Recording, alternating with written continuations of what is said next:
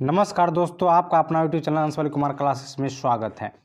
तो चलिए आज हम आप लोग को बीच लेकर आए हैं कक्षा 10 यानी कि क्लास 10 का जो है हिंदी वर्णिका भाग 2 पाठ चौथा होगा। नगर कहानी है, ऑब्जेक्टिव टाइप क्वेश्चन होगा। तो वीडियो पर लास्ट तक बने रहेगा। वीडियो आप लोग को अच्छा लगा तो लाइक जरूर करिएगा, चैनल को सब्सक्राइब कर लीजिएगा।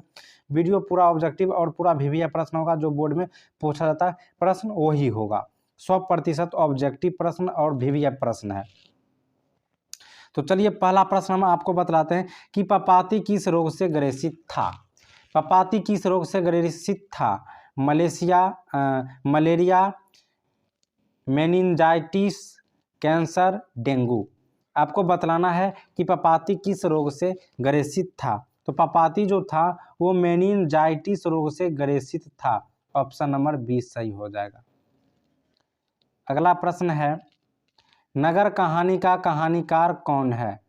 नगर कहानी का कहानीकार कौन है? नगर कहानी का कहानीकार कौन है? नगर कहानी का कहानीकार कौन है? सुजाता, श्रीनिवास, सातकोड़ी होता या साबरदैया? कौन है वो आपको बतलाना है। तो इसका आंसर हो जाएगा सुजाता। ऑप्शन नंबर ए सही हो जाएगा। चलिए अगला प्रश्न को देखते हैं।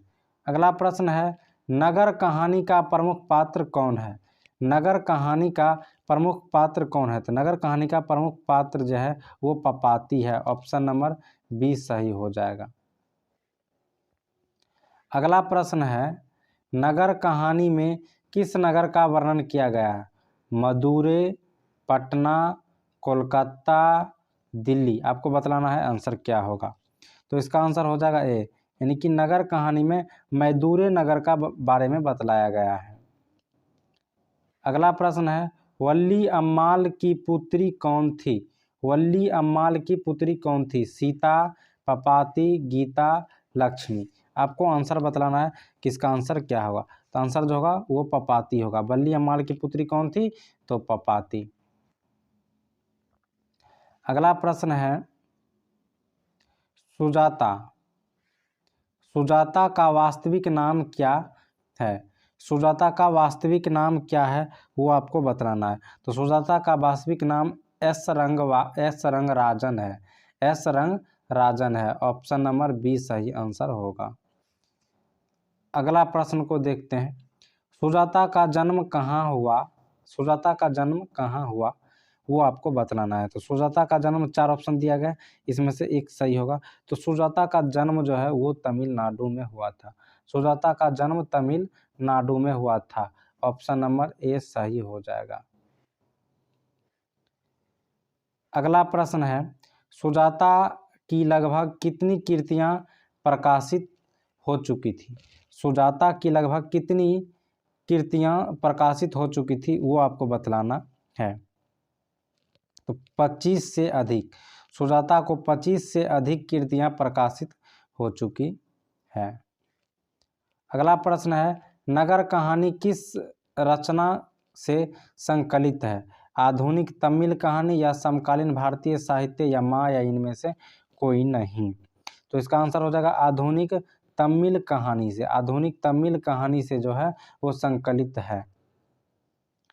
अगला प्रश्न है, के एस जमुना द्वारा अनुवादित रचना।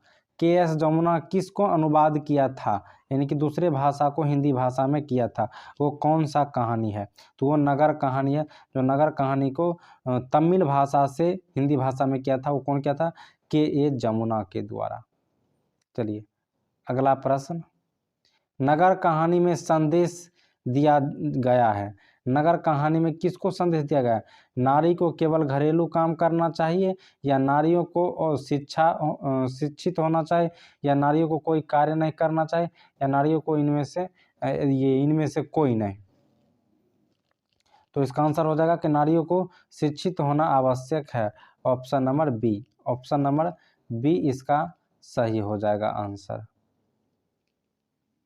अगला प्रश्न है, पपाती कौन थी? यहाँ पे पपाती लिखाएगा कि पपाती कौन थी।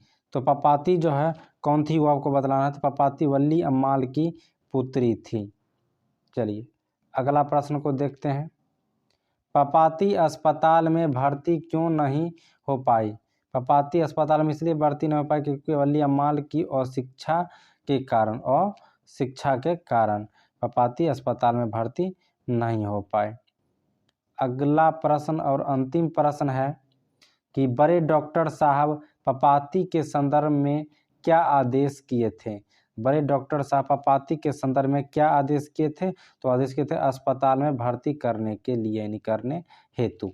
ऑप्शन नंबर बी सही हो जाएगा। वीडियो आप लोग को अच्छा लगा होगा तो लाइक जरूर करिएगा, चैनल पर नए चैनल को सब्सक्राइब कर लीजिएगा। वीडियो आप लोग को अच्छा लगा होगा तो और दोस्तों को भी शेयर कर सकते हैं। ठीक है, फिर मिलते हैं हम अगले वीडियो में।